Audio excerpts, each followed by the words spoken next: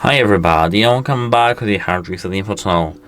Today I'm going to show you how you can easily change and reassign the buttons in your HyperX Pulsefire Fuse wireless mouse.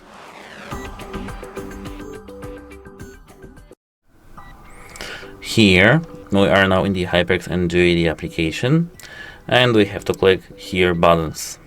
Here, as you can see, wait a moment, we have to move to the button, each button, for example here, and here they have mouse function. As you can see, we have left click and we can set it to the right click.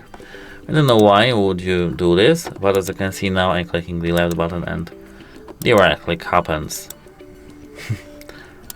And the same is with this button. Wait a moment, because now it's somehow broken. I have to use the second mouse to do so.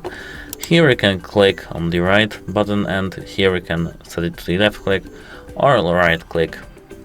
The same is with the side buttons, which are here, but here they have more options. For example, here they have some keyboard functions. For example, forward button we can remind to something. Mouse functions, for example, here they have right click, middle, back, forward, DPA toggle, scroll up or scroll down. Multimedia, play and pause, stop, next, previous, mute, volume, volume up and volume down. Macro, we can add macro, Windows shortcut, for example, launch, task manager, open system immediately, show desktop, cycle apps, close apps, cut, copy, paste, and we can disable this button too.